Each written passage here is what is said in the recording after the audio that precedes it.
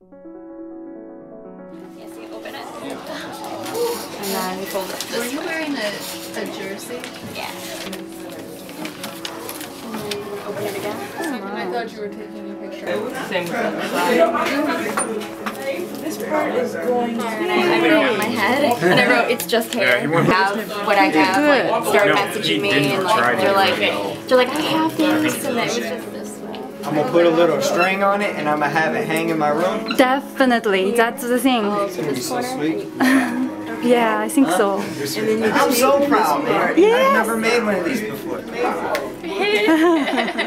I'm so excited everyone's having such a good time with it. I know, isn't it? Yeah. I'm so happy they were like, picked up on it so fast too. That's really impressive. That's cool. It's to make up some ice. Oh yeah, you think it'll be a puppy?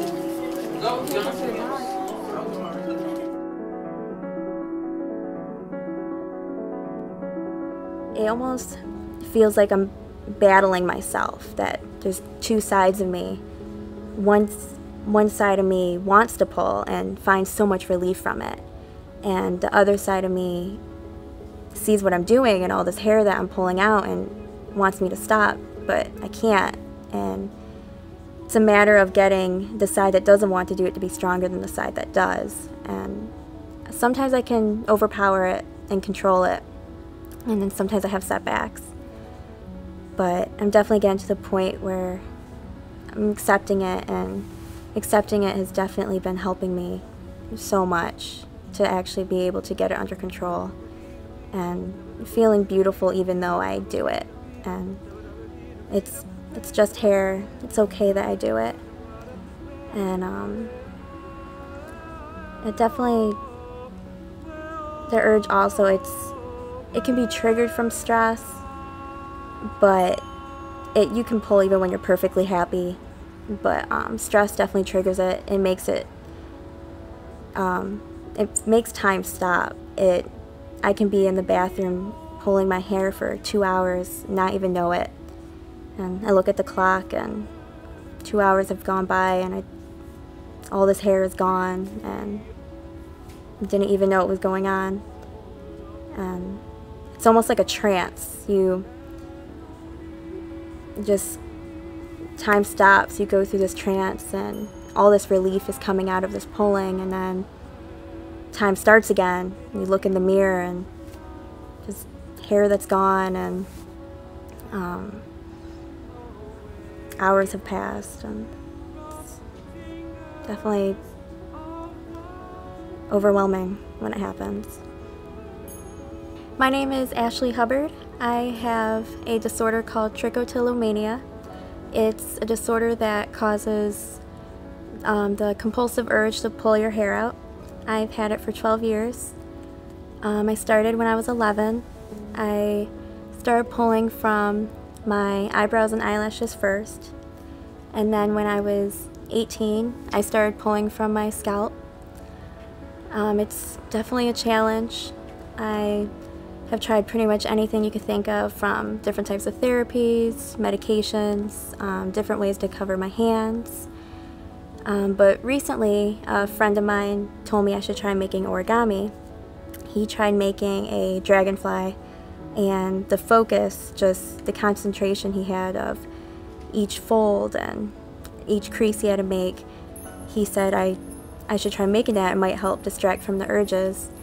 So I tried it, and after about 2 days or so, I memorized how to make it, and it helped. Within a month or so after, or actually 2 months after, I had about 1 inch of my hair growing back. And whenever I would have an urge, I would take out a piece of paper, make a dragonfly, and the urge would fade by the time I was done. And if it didn't, I'd make another. And since then, I've had a setback, and I pulled a lot of that new growth out. But I'm happy to say that I was able to do it once, so I know I can do it again. And I'm starting to have new growth come back again. I'm still making some dragonflies.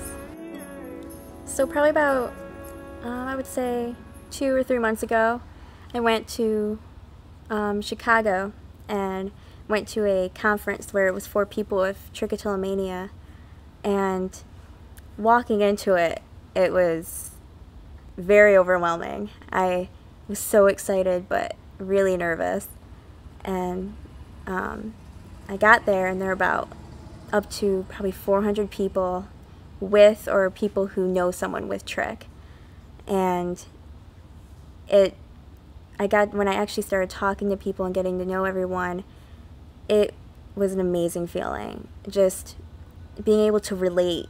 And leaving that conference, I just felt so empowered, and I felt so beautiful, and seeing all these people who they're going through the same thing as me, and being able to see them as being so strong and so beautiful. And like, I have a tendency of beating myself up, and I don't see myself that way, and being able to see other people that way, and people coming up to me and telling me that I inspired them, was so meaningful to me. And it was an experience I will never forget, and it is a feeling that is out of this world. To be able to be with other people who know exactly what you're going through is amazing. They helped me in so many ways, and I still keep in touch with a lot of them. There was a group of girls I met, and I love them all to death. We call each other middle of the night, just when we need help, just need someone to talk to, and just someone to relate, to remind us that there's someone else out there with it, and we're not alone. And even though they're all over the country, I know they're there, and I feel like they're there with me, and I feel so close to them, even though they're so far away. Yeah, I used to not be very open about it, and was scared of how people would react to it. It wasn't until probably sometime when I was probably about 20 or so, I'm 23 now, I started opening up and learning that telling people really helps. And if people react badly, it's not my fault if they react badly to it.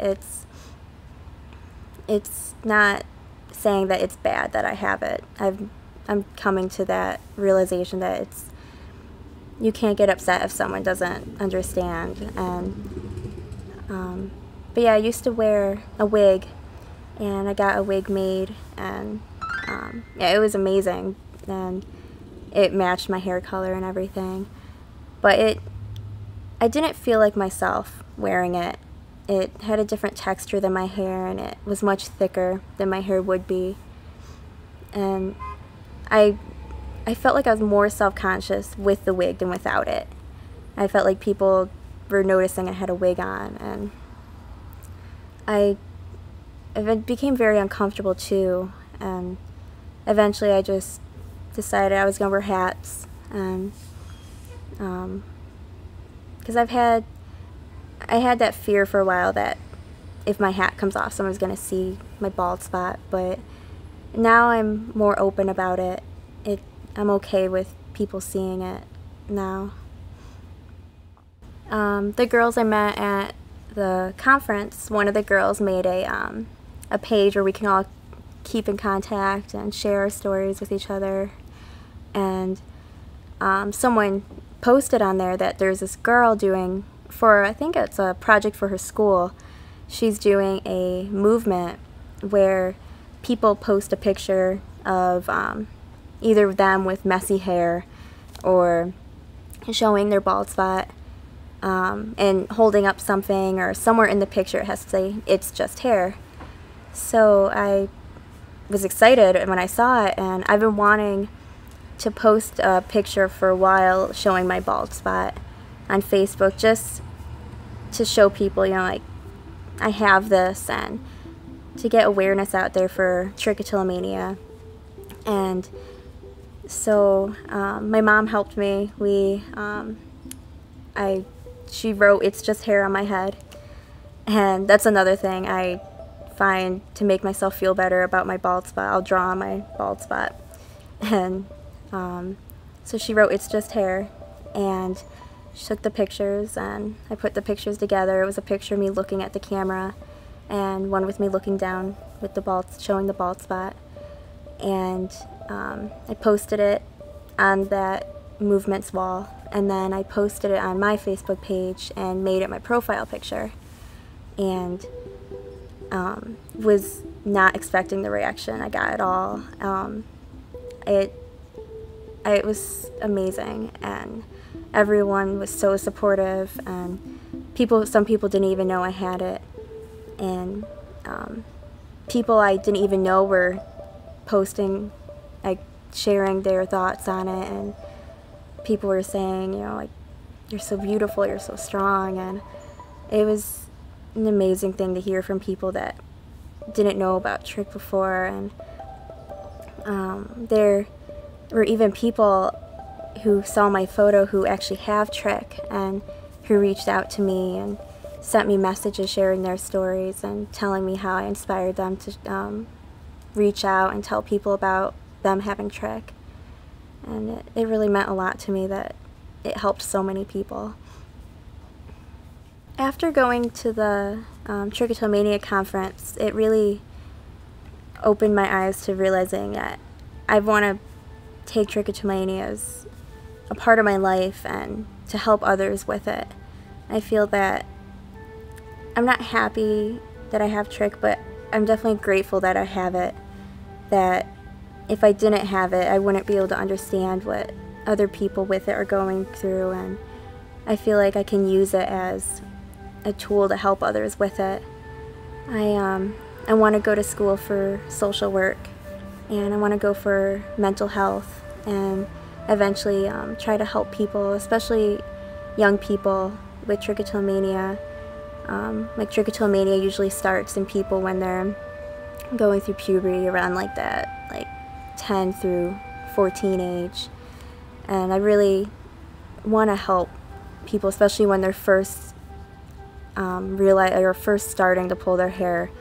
That's the time where it's so overwhelming and you don't know what's going on, and you don't realize that there's other people out there with it too. And I want to be able to show those people that, you know, I have it too, and I'm at this point in my life, and you're going to be okay. It's tough, but you can conquer it.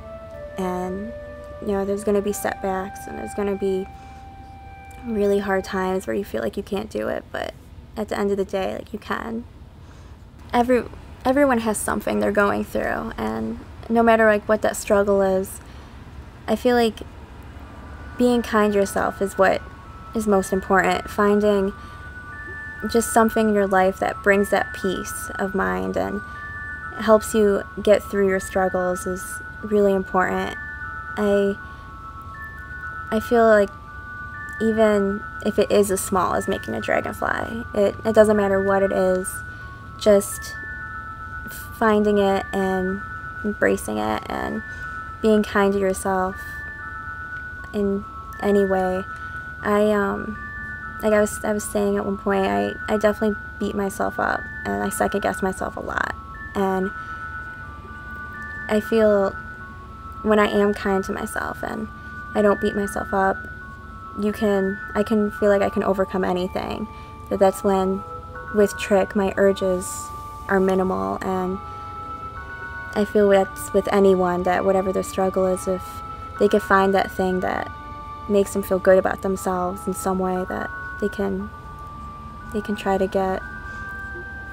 get better with, or overcome what they're going through and feel at peace with it. Another thing that really helps me is going for really long walks, especially around sunset.